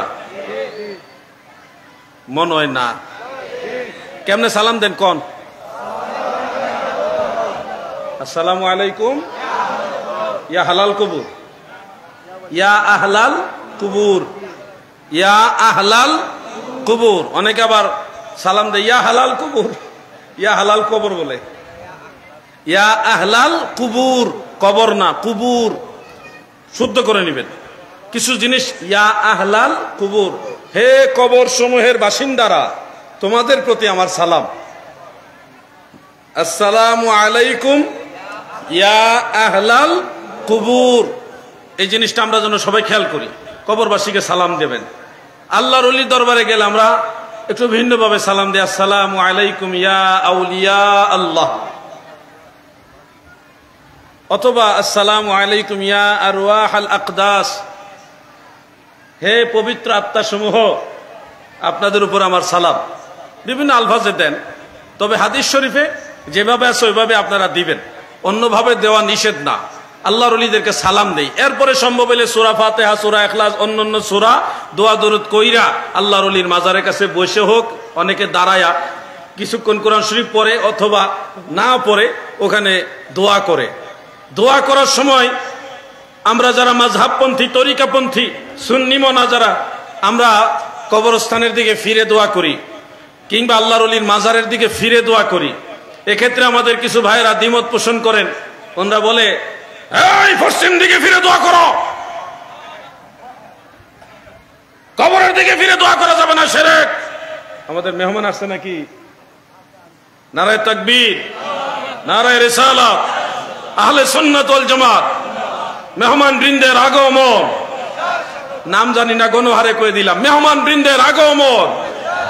নারায়ে তাকবীর, নারায়ে রিসালাত, আহলে সুন্নাত ওয়াল জামাত। আমার ভাইয়েরা, দাদু ভাইয়েরা, গভীর মনোযোগ। মেহমানরা আসছো না, একটু বসুক, আমরা সবাই মিলে একটু জিকির করি, ব্যাটারিটা চার্জ হোক। কি ঠিক আছে না? ইসমে জাত আল্লাহ আল্লাহ আল্লাহ, তারে ধরব কেমনে, তারে পাইব কেমনে, তারে ধরব কেমনে, তারে পাইব কেমনে। আল্লাহ আল্লাহ আল্লাহ আল্লাহ শব্দ শুধু, আল্লাহ আল্লাহ শব্দ শুধু, নাম শুনি কানে, তারে পাইব কেমনে। আল্লাহ আল্লাহ আল্লাহ আল্লাহ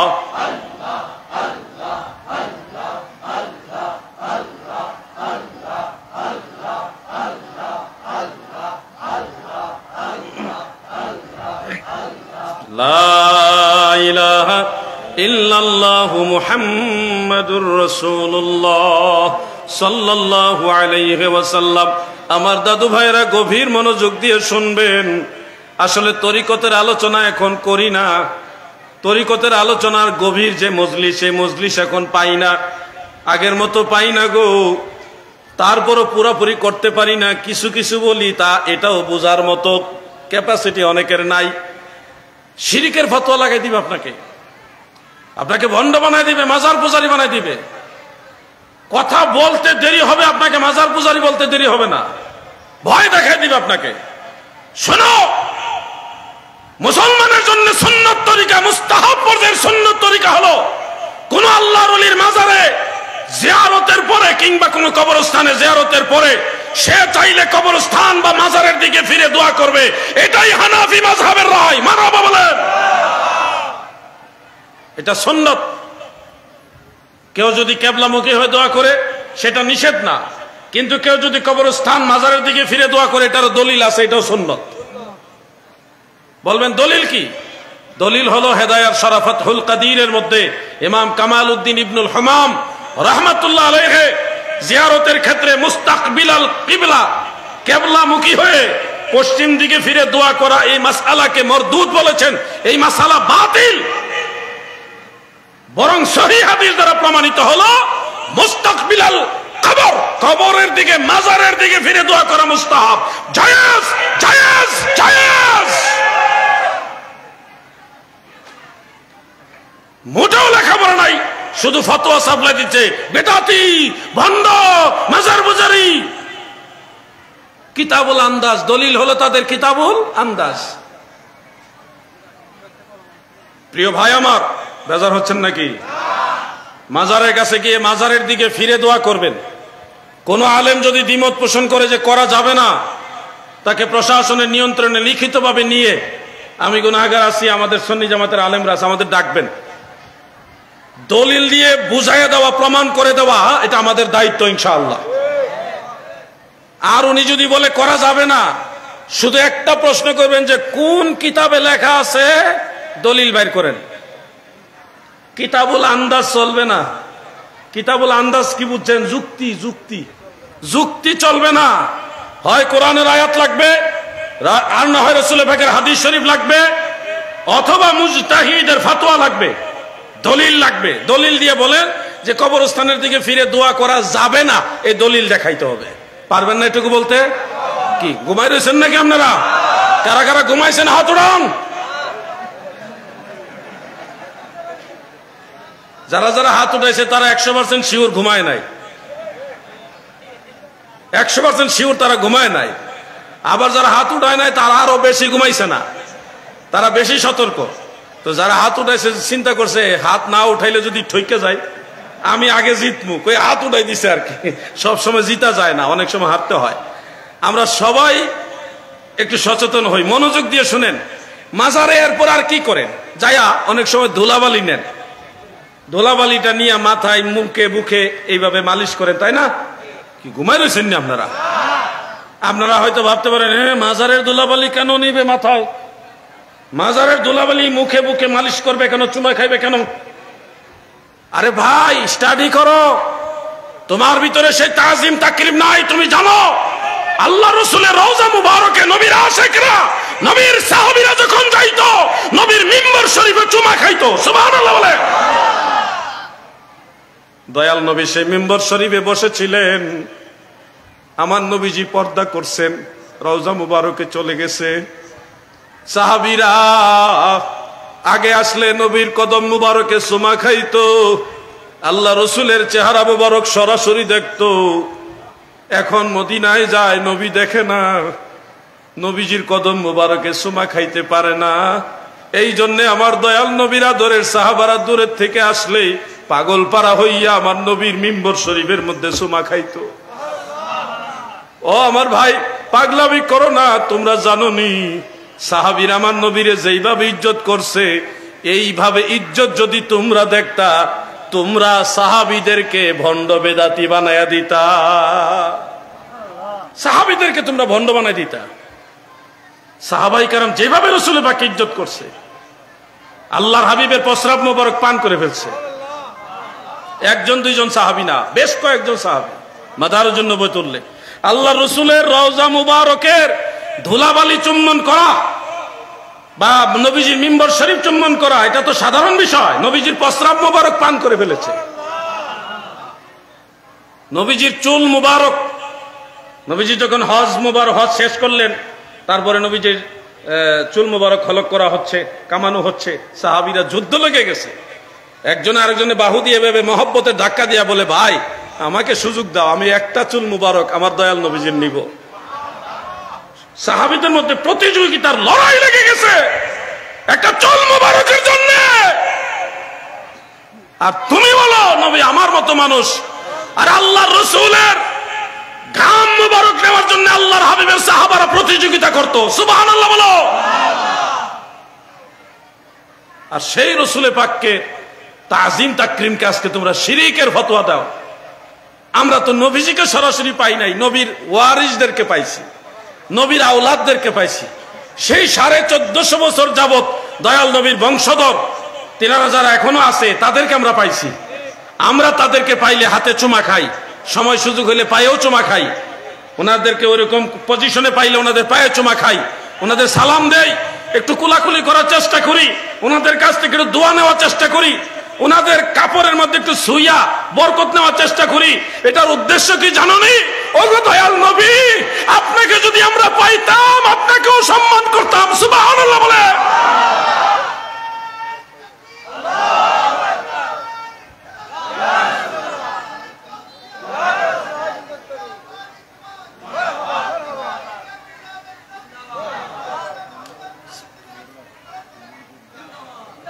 লেগে গেছে আহলে সুন্নাত ওয়াল জামাত। এখানে আল্লাহর ওলির দরবার, আমার নাম বলবেন না। এখানে হুজুর গৌসুল আজম মাইজ ভান্ডারী এবং আমির ভান্ডারী হুজুর কেবলার নাম বলবেন, ওনাদের স্লোগান হবে। এখানে আমাদের স্লোগান না। আল্লাহর ওলির দরবারের মিসকিন আমরা, এখানে আমরা কিছু ওনাদের উসিলায় পাওয়ার আশায় আসছি। এখানে ওনাদের দরবারে আমাদের নামে স্লোগান দিবেন না, অন্য জায়গায় দিতে পারেন। তো দিলেও এখানে নিষেধ বলছি না, কিন্তু আমার কাছে মনে হয় এটা আদবের মধ্যে পড়ে না, আমার ভয় লাগে। এখানে স্লোগান হবে গৌসুল আজম মাইজ ভান্ডারী, গৌসুল আজম আমির ভান্ডারী, এইভাবে স্লোগান দিবেন আপনারা। কথা বুঝতেছেন আপনারা? না রাগ করলেন? রাগের কিছু নাই। ওলি আল্লাহদের সম্মান করতে হবে। সম্মান করলে সম্মান কমে না, সম্মান করলেই সম্মান বাড়ে। আমরা সম্মান থেকে অনেক দূরে সরে গেছি। আল্লাহর ওলিদের মাজারের কাছে যাবেন, গিয়ে সেখানে আদবের সাথে বসবেন। হযরত বেলাল রাদিয়াল্লাহু আনহু সিরিয়া থেকে মদিনা মুনাওয়ারায় এসে নবীজির যে গিরিল মুবারক ছিল ওটার মধ্যে কপাল ঠেকাইয়া, এবং আরেকটা বর্ণনা আছে নবীজির রওজা মুবারক উনি চেহারা মুবারক ঘষাইছে। কান্না করতে করতে চেহারা মুবারক ঘষাইয়া করা শুরু করছে। সাহাবীরা কত ভালোবাসত আমার নবীকে। তুমি দেখলে তো হযরত বেলালকে বেদাতি বানাই দিতা, ভণ্ড বানাই দিতা। সাহাবাই কেরাম কিভাবে নবীকে সম্মান করেছে। আমরা মাজারে সেজদার পক্ষে না, কিন্তু মাজারে জিয়ারতের পক্ষে, ওলি আল্লাহদের কদমবুসির পক্ষে। কি আছেন না নাই? আল্লাহর ওলিদের কদমবুসি করবেন, পীর ও মুর্শিদের কদমবুসি করবেন, মা বাবার কদমবুসি করবেন। কদমবুসি মানে দুই ঠোঁট দিয়ে মায়ের পায়ে চুমা দেওয়া। মা শুয়ে আছে রাতের বেলায়, মা শুয়ে আছে, ওই সময় গিয়ে মায়ের পায়ে এইভাবে চুমা খাইবেন, পারবেননি? পারবেননি? কি পারবেন বলেন? মায়ের পায়ে চুমা দেওয়া পারবেন ইনশাআল্লাহ? বলেন। বলবেন হুজুর আবার শিরিক নি হয়। ওয়াল্লাহি শিরিক হবে না, ইবাদত হবে। দয়াল নবীজি বলেছেন, মান কাব্বালা রিজলা উম্মিহি, যে তার মায়ের পায়ে চুমা খায় সে আল্লাহর জান্নাতের চৌখাটের মধ্যে চুমা খাইলো। তুমি জান্নাত কই পাইবা? তোমার মায়ের পায়ে চুমা দেও, এটাই জান্নাতের চৌখাটে গিয়ে লাগবে। মায়ের পায়ের অনেক দাম। ওলি আল্লাহদের পা সম্পর্কে আল্লাহ তাআলা কি বলছেন? ওলি আল্লাহদের পা সম্পর্কে বলছে, ওয়া কুনতু রিজলাহু আল্লাযী ইয়ামশা বিহা, আমি আল্লাহ তার পা হয়ে যায় যা দিয়ে সে বিচরণ করে। অর্থাৎ আল্লাহর ওলির পা আল্লাহর মনোনীত পা হয়ে যায়। ওই পায়ে চুমা খাইলে আল্লাহ খুশি হয়ে যায়। সুবহানাল্লাহ বলে। জানো না তো কিছুই, শুধু জানো বেদাত, মাজার পূজারি, ভান্ডা এগুলি শিখছো। সাহাবাই কারাম দলে দলে মদিনা শরীফ গেলে নবীজির কদম মোবারকে চুমা খাইতো। কেউ হাত মোবারকে চুমা খাইতো, কেউ কদম মোবারকে চুমা খাইতো। আপনারা কি জানেন এখনো যদি মানুষ সুযোগ পায়, নবীজির কদম মোবারকের ছাপ যেখানে আছে ওইটার মধ্যে মানুষ চুমা খায়? কি জানেন কিনা? ডক্টর ইরশাদ আল বুখারী, দিনাজপুরে ওনার বাড়ি, ওনার কাছে দয়াল নবীজির চুল মুবারক ভিজানো আতর আছে। আমি সেই আতরের সুঘ্রাণ পেয়ে পাগল পাড়া হয়ে গেলাম, এত সুন্দর ঘ্রাণ। উনি পার্সোনালি আমাকে এটা দেখাইলেন। বাংলাদেশে আর অনেক জায়গায় নবীজির অনেক তাবাররুকাত রয়েছেন, সুযোগ পেলে এগুলি বরকতের জন্য জিয়ারত করবেন, দুরূদ শরীফ পড়তে পড়তে জিয়ারত করবেন। বাইরে সময় বেশি নাই, যতদিন পারো নবীজির সম্মান তাজিমের দিকে আগায় যাও। খুব দ্রুতই তোমার কাছে আজরাইল চলে আসবে, খুব দ্রুতই আজরাইল চলে আসবে। তখন হাজার চেষ্টা করে আর পারবে না। সময় কম, কাজ বেশি। সময় কম, কাজ বেশি। যত দ্রুত পারো নবীর দিকে আগায় যাও। হাসরের ময়দানে দেখবা তোমার দিকে মদিনাওয়ালা নিজে আগায় আসছে।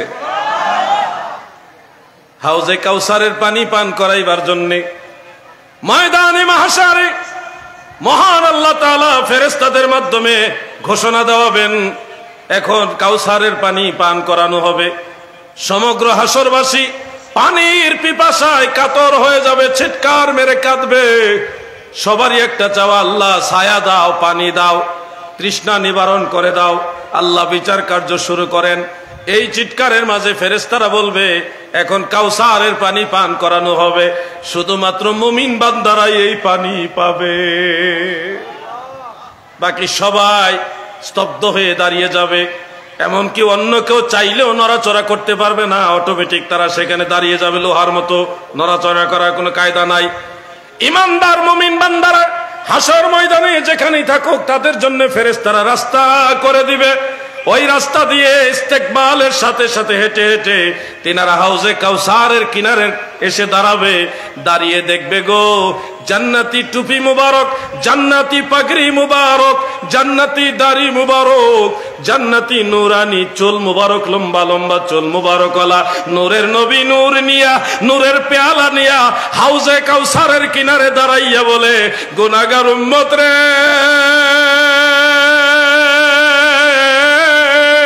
তোমাদের অনেক কষ্ট হচ্ছে, এই জন্য আমি তোমাদের দরদি নবী কাউসারের পানি পান করাইবার জন্য আসছি। আমার নবীজির হাতে নুরানি পেয়ালা থাকবে, এমন ক্ষমতা আমার আল্লাহ নবীজিকে দিবে। এট এ টাইম অসংখ্য অগণিত লক্ষ কোটি মানুষকে একই সময়ে পানি পান করাইবে। কাউসারের পানি একবার যে পান করবে, জান্নাতে যাওয়ার আগে আর পিপাসা লাগবে না। বলছে রাতের ঘাটে নবী থাকিবেন দাঁড়াইয়া, এই পাপী তাপী উম্মতের গো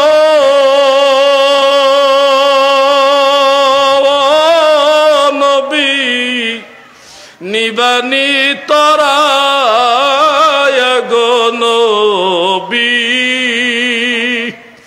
দয়াল নবী তুমি গুণমণি।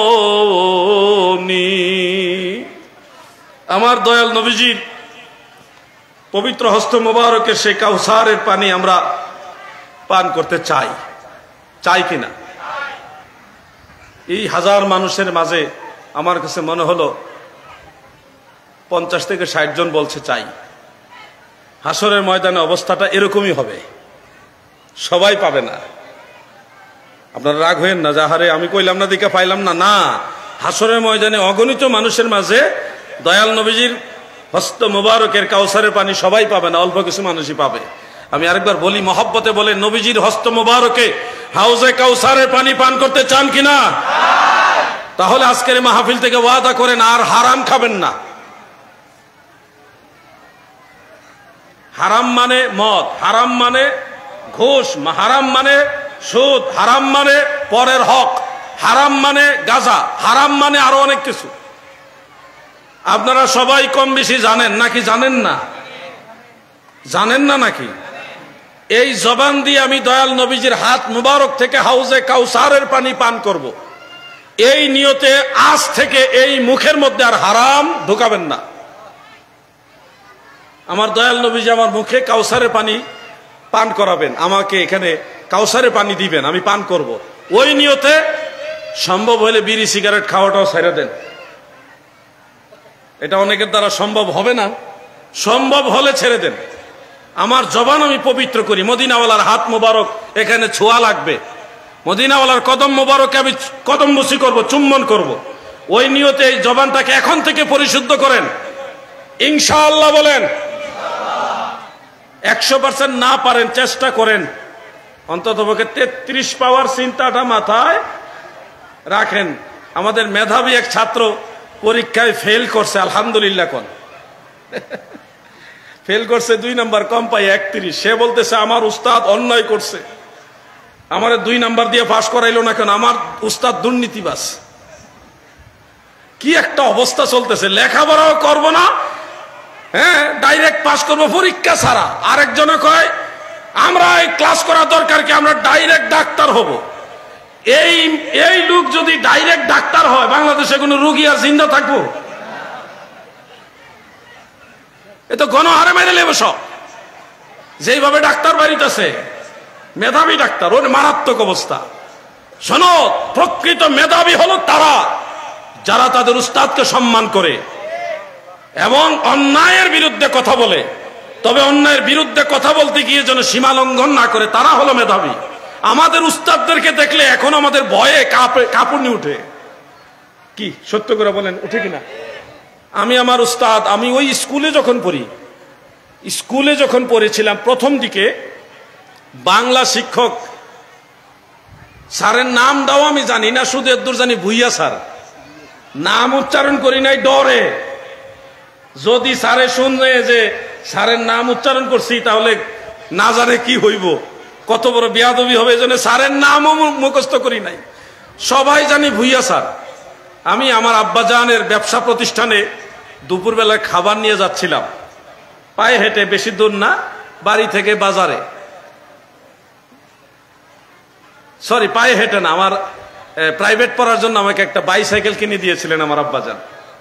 ওই বাইসাইকেল চালিয়ে আমি বাজারে যাচ্ছি আব্বাজানের জন্য টিফিন ক্যারি করে খাবার নিয়ে। এমত অবস্থায় হঠাৎ দেখি আমার ওই ভুইয়া স্যার আসতেছে। ওয়াল্লাহি আল্লাহর কসম করে বলতেছি, যখন দেখলাম স্যার আসতেছে আর আমি সাইকেলের উপরে, কলিজাটা ধুপুর ধুপুর করে কাঁপা শুরু করছে। স্যারে দেখছে আমি সাইকেল চালাইতেছি, লাভ মাইনা নামছি, নাইমা সাইকেল সহ লইয়া ওই রাস্তার পাশে ধান ক্ষেত ছিল, ওই ধান ক্ষেতের কাছে নামছি সাইকেল সহ লইয়া, টিফিন ক্যারিয়ার সহ ওইখানে নিয়ে নামছি। নাইমা স্যার যাইতেছে, লম্বা করে একটা সালাম দিছি, আসসালামু আলাইকুম। ভয়ের সালাম, আমাদের আঞ্চলিক ভাবে ভয়ে এভাবে বাচ্চারা সালাম দেয়, আসসালামু আলাইকুম। স্যারে ওয়ালাইকুম আসসালাম কইয়া কয়, কিরে ওখানে কি করস, ফিরে গেছ নাকি? আমি হা না কোয়ারও শক্তি নাই, ওখানে দাঁড়ায় রয়েছে, বলতেছি স্যার স্যার, জি স্যার স্যার। স্যারে বুঝতে পারছে যে আমি স্যারের সম্মানের কারণেই নামছি। স্যার চলে গেছে, কয় যা যা, যেদিকে যাবি যা। এরপরে সাইকেল টাইম না, আর সাইকেলে উঠছি না, এই সাইকেল সহ ঠেল্লা এক দৌড় দিছি। ওই দৌড়ের ঠেলায় বাজার আব্বাজানের কাছে গিয়ে খাবার নিয়ে দাঁড়াইলাম। আব্বাজান মনে করছে কেউ মনে হয় আমার দৌড়ানি দিছে। আমারে কয় যে তোমার কেউ কিছু বলছে নাকি? আমি বলি কেউ কিছু বলে না, স্যারে দেখছে আমি সাইকেল চালাইছি, আপনি একটু স্যারের বলে দিয়ে কালকে যেন আমার মারে না। স্যারে তো আর মারবে না কোনোদিন, মনের ভিতরে এটা ভয়, স্যারে দেখছে সাইকেল চালাইছি। আর এখনের এই সময়টা বাইসাইকেল তো এটা হিসাবই পড়ে না। মোটর সাইকেল হুন্ডা লইয়া যাচ্ছে, স্যার যদি সামনে থাকে হরেনটা একটু জুড়ে দেয়, টিট, স্যারে লাফ মাইরা ওঠে ডরে। আর এখন আপডেট ভার্সন যেটা আছে, স্যারে মেধাবী স্টুডেন্ট দেখলে ভয় পায়, কোন সময় পদত্যাগের জুতার বালা লইয়া আইয়ে। স্কুলে ঢুকার সময় দোয়া ইউনুস পড়ে। স্যারের অবস্থা এমন হয়েছে, স্কুলে মাদ্রাসায় ঢুকার আগে দোয়া ইউনুস পড়ে, লা ইলাহা ইল্লা আনতা সুবহানাকা ইন্নী কুনতু মিনাজ জালিমিন। এটা পয়রা স্কুলে ঢুকে। কোথায় গেছে জমানা? এই জন্য তো রহমত বরকত কমে গেছে। আমি জানি আমার ছাত্রবেরা সবাই খুশি হতে পারবেন না। আপনারা এই কথাগুলির মূল্য তখন বুঝবেন যখন আপনি নিজে একজন টিচার হবেন, আপনি যখন একজন শিক্ষক হবেন, আপনার সাথে যখন আপনার ছাত্র এই ধরনের ব্যবহার করবে, তখন আপনি বুঝবেন যে আসলে কাজটা কিরকম। আমরা কি বেয়াদবি চাই না আদব চাই? সবাই বলেন বেয়াদবি চাই না আদব চাই? আমার দায়িত্ব আপনাদেরকে আদবের দিকে নিয়ে যাওয়া। সকল ছাত্রদেরকে বলছি, দুইটা কারণে তোমরা ধ্বংস হয়ে যাবা। যারা এগুলির সাথে জড়িত তাদেরকে বলছি, দুইটা কারণে তোমাদের ধ্বংস অনিবার্য। এক নম্বর কারণ, তোমরা তোমাদের উস্তাদদেরকে জুতার মালা পরিয়েছো। আরেকটা হলো আল্লাহর ওলিদের মাজারে যারা আক্রমণ করেছে। এই দুই কারণেই তোমাদের সব বরবাদ হয়ে যাবে। মৃত্যুর আগে যত তাড়াতাড়ি সম্ভব আল্লাহর ওলিদের মাজারে গিয়ে মাপ চাও, আর উস্তাদের কাছে মাপ চাও। হয়তো আল্লাহ মাফ করবে না, হয়তো তোমরা এমনিতেই ধ্বংস হয়ে যাবে। আরো কি করছো না করছো ওগুলি বাদ, এই দুই কারণে তোমরা এমনি ধ্বংস হবা। বলবেন আমার উস্তাদ এই করছে। পৃথিবীতে কেউ 100% পিওর না, দোষ ত্রুটি সবারই আছে। তোমার মাকে জিজ্ঞাসা করো, মা তোমার কি কোনো দোষ আছে কিনা? বাবা আপনার কি কোনো দোষ আছে কিনা? দোষ বলতে ত্রুটি বলছি, কাজের ক্ষেত্রে ভুল ত্রুটি। দেখবেন আপনার মা বাবারও দোষ ত্রুটি ভুল আছে, আপনারও তো আছে। এরকম ভুল ত্রুটি হলে তাদেরকে ভিন্নভাবে আদবের সাথে সংশোধনের দিকে আহ্বান করুন। প্রয়োজনে আইনের আশ্রয় নেন, কিন্তু কোন ক্রমে ছাত্র হয়ে উস্তাদের সাথে বেয়াদবি করবেন না। ছাত্র ভাইরা, যুবক ভাইরা, আপনারা কি কথা বুঝতেছেন? মানা না মানা আপনার ব্যাপার। আমার দায়িত্ব শুধু আপনাকে স্মরণ করায় দেওয়া। না মানলে আপনি বিপদে পড়বেন, মানলে আপনি লাভবান হবেন। আমার দায়িত্ব শুধু আপনাকে স্মরণ করায় দেওয়া। হাসরের ময়দানে আমি দায় মুক্ত হব যে আমি সতর্ক করেছি। বাস একটা প্রশ্ন এসছে, কবর জিয়ারত করাকে বলা হচ্ছে কবর পূজা। একজন বক্তার নাম লিখেছে, এই ধরনের বক্তাদের নাম নবীর গোলামদের জবানে শোভা পায় না, এই জন্য উচ্চারণ করলাম না। কবর জিয়ারতকে মুতলাকান কেউ যদি পূজা বলে, সে সুন্নতকে পূজা বলার কারণে সাথে সাথে কাফের হবে, তার বিবিও তালাক হবে, এবং তার পিছনে নামাজ পড়া মুসলমানের জন্য হারাম হবে। কবর জিয়ারত করা নিঃসন্দেহে সুন্নতে রাসূল, এই বিষয়ে কারো কোনো ইখতিলাফ নাই, মতানৈক্য নাই। এটার উপরে সমস্ত আইম্মাই কেরামের ইত্তেফাক আছে, ঐকমত্য আছে, সবাই একমত এটা সুন্নতে রাসূল সাল্লাল্লাহু আলাইহি ওয়াসাল্লাম। নবীর সুন্নতকে কেউ যদি পূজা বলে, একটা শিরকি কাজের সাথে তুলনা দেয়, একটা কুফরি কাজের সাথে তুলনা দেয়, সুন্নতকে কেউ যদি কুফরি কাজের সাথে তুলনা দেয়, তখন অটোমেটিক সে কুফরি করার কারণে ঈমান থেকে খারেজ হয়ে যাবে। সে যেই হোক, অমুক হোক আর তমুক হোক। হ্যাঁ, কবর জিয়ারতকে কেন্দ্র করে কোনো শরীয়ত বিরোধী কাজ হলে সেটা পরিশুদ্ধ করবেন, সবার দায়িত্ব এটা। কিন্তু কবর জিয়ারতকে কখনোই কবর পূজা বলা যাবে না। কবর জিয়ারতকে কেন্দ্র করে কেউ যদি কোনো হারাম কাজ, কবিরা গুনাহ করে থাকে, সেটার বিরোধিতা করেন, কিন্তু কবর জিয়ারতকে পূজা বলার কোনো সুযোগ নাই। আপনাদেরকে আমি একটা কথা বলি, মাথায় তো আলহামদুলিল্লাহ সবারই টুপি আছে, 2-4 জন বা কিছু মানুষ ছাড়া। এই টুপিটাকে, এটা নবীর সুন্নত, কেউ যদি এই টুপিটাকে অপমান করে, আপনার মাথা থেকে খুলে নিয়ে একটা কুকুরের মাথায় পরায় দিল, এই দৃশ্যটা আপনারা কেমন ভাবে নেবেন, ভালো না খারাপ? একজন মুসলমান হিসেবে এটা মেনে নিতে পারবেন? এর চেয়ে আরো ভয়ঙ্কর জঘন্য অন্যায় হলো কবর জিয়ারতকে পূজা বলা। কবর জিয়ারতকে পূজা বলা ওইটার চেয়ে আরো বেশি জঘন্য অন্যায়, পাপ। এজন্য আমার বক্তব্য ক্লিয়ার। দয়াল নবীজি বলেছেন, ইন্নী কুনতু নাহাইতুকুম আন জিয়ারাতিল কুবুর ফাজুরুহা ফাইন্নাহা তুযাক্কিরুল মাউত। আল্লাহর নবী বলেন, উম্মতেরা শোনো, তোমাদেরকে কবর জিয়ারত নিষেধ করেছিলাম, এখন আদেশ দিলাম কবর জিয়ারত করো। নবীর আদেশ মানা ইবাদত, নবীর আদেশ মানা ইবাদত। আল্লাহর রাসূল বলেন, এখন আদেশ দিলাম কবর জিয়ারত করো। ফাইন্নাহা তুযাক্কিরুল মাউত, কেননা কবর জিয়ারত তোমাকে মৃত্যুর কথা স্মরণ করিয়ে দেয়। আমার ভাইয়েরা গো, কবর জিয়ারত করতে যাই, গেলে এই যে আমির ভান্ডার দরবার শরীফে আসলেন, দেখতেছেন মাজার পাকা করা আছে, আসেনি? মাজার পাকা করা আছে কিনা?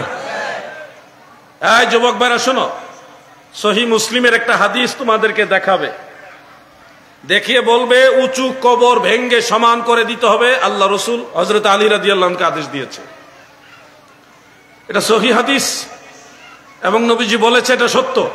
উঁচু কবর ভেঙ্গে সমান করে দাও, এটা হাদিসে আছে, সহিহ মুসলিমে আছে।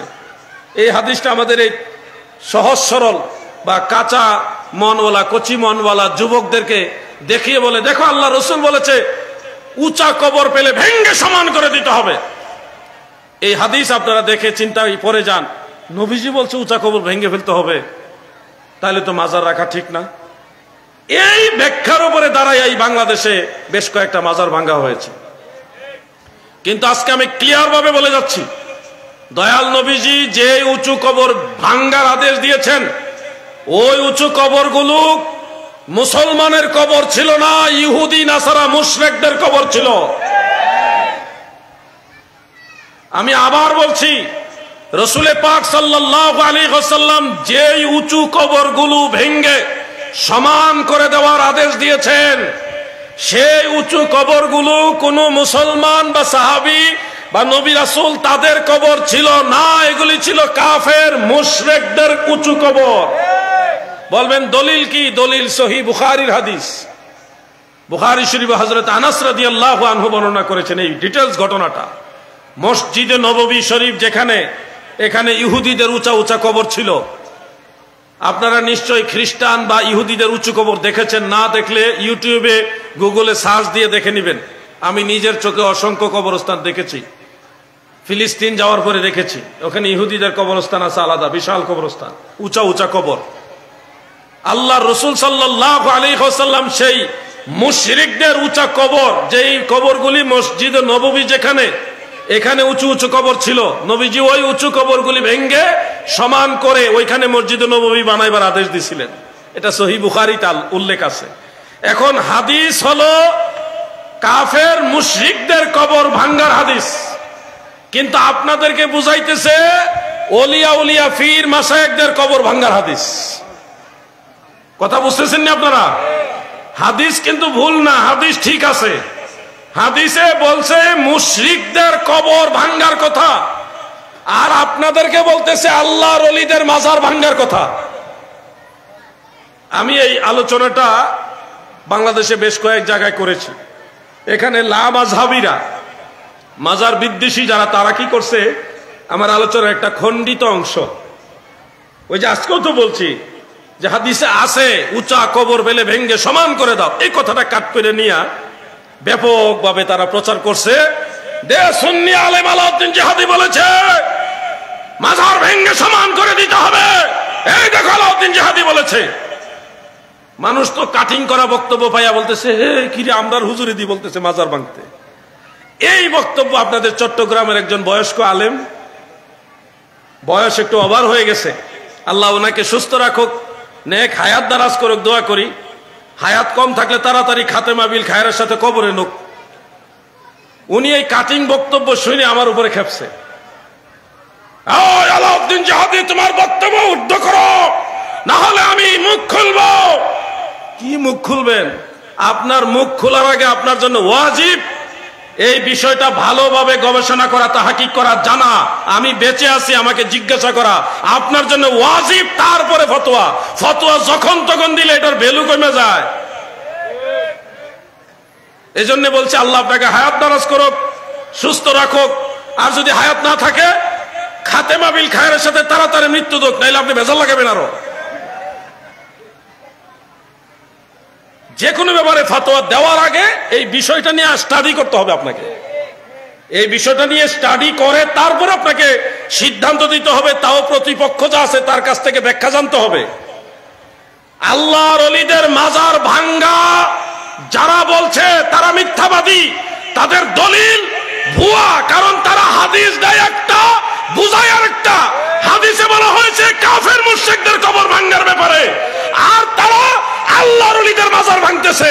অতএব তারা নবীর হাদিসকে বিকৃত রূপে মানুষের কাছে উপস্থাপন করে মানুষকে ভুল পথে দিচ্ছে। কথা ঠিক না বেঠে? আরেকটা হাদিস বলেই আমার আলোচনা শেষ করে দিচ্ছি। সেই হাদিসটা যুবক ভাইরা আপনাদের জন্য বলছি। সহিহ মুসলিমের মধ্যে উল্লেখ, নাহা রাসূলুল্লাহ সাল্লাল্লাহু আলাইহি ওয়াসাল্লাম আইয়ুজাসসাসা আল কবর ওয়া আইয়ুকআদ আলাইহি ওয়া আইয়ুবনা আলাইহি, রাওয়াহু মুসলিম। নবী করিম সাল্লাল্লাহু আলাইহি ওয়াসাল্লাম কবরকে চুনকাম করতে, কবরের মধ্যে বিভিন্ন রং বেরং বা চুনকাম এগুলি করতে নিষেধ করেছেন। প্রিয় নবীজি কবরের উপরে বসতে নিষেধ করেছেন। আল্লাহ রসুল কবর পাকা করতে নিষেধ করেছেন। এই হাদিস সহি, সঠিক হাদিস। এই যে কথাটা, এটা আবার দেখবেন কাট করে লাগাই দিছে, প্রচার করে দিছে যে আলাউদ্দিন জাহাদি কইছে মাজার পাকা করা জায়েজ নাই। এটার উপরে আবার আরেক মুরব্বী ফতোয়া দেওয়ার জন্য রেডি হবে। কি যে জালাত আছি। মাজার পাকা করতে প্রিয় নবীজি নিষেধ করেছেন, হাদিস সঠিক। কিন্তু শুনুন, একটা হাদিস পড়লে হবে না, এই ব্যাপারে আরো হাদিস আছে। আমার কাছে কম পক্ষে 50টার উপরে হাদিস আছে মাজার পাকা করার পক্ষে। আপনি নাজায়েজ প্রমাণ করবেন একটা বা দুইটা, না 10টা হাদিস দিয়ে নাজায়েজ প্রমাণ করবেন। আমি 50টার বেশি হাদিস দিয়ে প্রমাণ করব কবর পাকা করাও জায়েজ আছে। তাহলে কি হাদিস, এক হাদিস আরেকটার বিরুদ্ধে নাকি? হাদিসে হাদিসে কি লড়াই আছে নাকি? না, সব হাদিস স্ব স্থানে সঠিক, কিন্তু বুঝার মধ্যে ভেজাল আছে, বুঝার মধ্যে ভুল, বুঝার মধ্যে দোষ বা ত্রুটি। মনে রাখবেন, কবর পাকা করতে দয়াল নবীজি নিষেধ করেছেন, এটা সত্য। আবার কবর পাকা নবীজিও করেছেন, সাহাবাই কারাম করেছেন। এই মর্মে অনেকগুলো আমাদের হুজুর চলে আসছে। নারায়ে তাকবীর, নারায়ে তাকবীর, নারায়ে তাকবীর, নারায়ে রিসালাত, নারায়ে গাউসিয়াত, গাউসুল আজম মাঝ ভান্ডারী, শাহিন শাহেদ আমির ভান্ডারী, আহলান সাহলান, নারায়ে তাকবীর, নারায়ে রিসালাত, নারায়ে গাউসিয়াত, গাউসুল আজম মাঝ ভান্ডারী, শাহিন শাহেদ আমির ভান্ডারী। মারহাবা মারহাবা। প্রিয় উপস্থিতির মধ্যে আমাদের মঞ্চে উপস্থিত আছেন আজকের রাজমুসাদ দৌড়ারি আরফানি রুহানি মাহফিলের অন্যতম আলোচক, শুধু ঢাকাতে যাওয়াগত মুরাদায়ে আহলে সুন্নাহ হযরতুল আল্লামা জনাবে মাওলানা আল্লামা মুফতি বদরুদ্দিন সরকার সাহেবী মঞ্চে উপস্থিত আছেন। আমি ঢাকা দরবার শরীফের পক্ষ থেকে বিশেষ করে আঞ্জুমানের হাওয়াইয়া সৈয়দ ইয়াদুল ভান্ডারী কেন্দ্রীয় কমিটি, বিশেষ করে আল রসুল আল্লাহ আমির ভান্ডারী, পীর তরিকত শাহ সুফি সৈয়দ রহিম শাহ আলামিন ভান্ডারী রাহমাতুল্লাহ পক্ষ থেকে আন্তরিক মোবারকবাদ এবং শুভেচ্ছা জ্ঞাপন করছি। প্রিয় হাজিরিন, আমি আমার আলোচনা দীর্ঘায়িত করব না। একটা বই আপনাদের সামনে রেখে যাচ্ছি, সুন্নি তরিকতপন্থী ভাইরা এবং মা বোনেরা, এই বইটা আপনারা সবাই সংগ্রহ করে। এই বইটা হলো মাজার জিয়ারত পূজা নয়, সুন্নাত। খুব কদম মুসিব বইটা। মাজারে কেন যায়? নিয়ত করে যাওয়া, মাজার পাকা করা, মাজারের দিকে ফিরে দোয়া করা, মাজার সাথে সম্পৃক্ত মাজারের উপরে গিলাপ দেওয়া, মাজারের উপর গম্বুজ তৈরি করা, এর উপরে যত